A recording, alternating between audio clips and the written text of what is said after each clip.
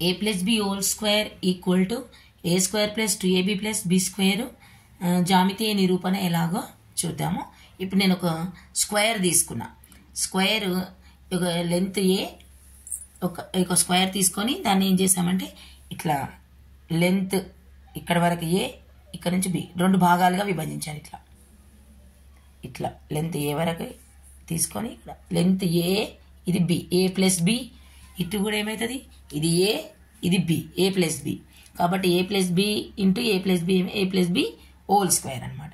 అంటే ఈ స్క్వేర్ ఏ స్క్వేర్ అంటే ఇక్కడ నుంచి ఇక్కడి వరకు ఏమైంది, దీని లెంత్ ఏ, ఇక్కడ కూడా ఏ, ఒక స్క్వేర్ ఉంది కాబట్టి area of square equal to side into side కాబట్టి ఏ ఇంటూ ఏమవుతుంది, ఏ స్క్వేర్ అవుతుంది. ఇప్పుడు మనము చూద్దాం ఈ ప్రూఫ్ని.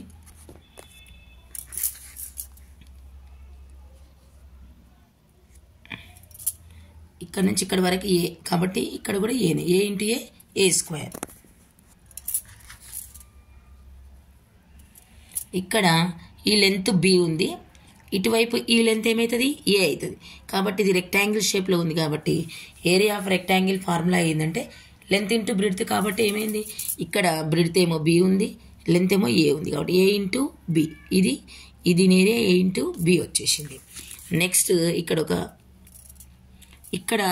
నుంచి ఇక్కడ వరకు ఇది ఏ అయితే ఇది బి బ్రిడ్త్, ఇక్కడ లెంత్ ఏ ఉంది కాబట్టి ఏ ఇంటూ బి, ఇది కూడా రెక్టాంగిల్ ఫార్ములా.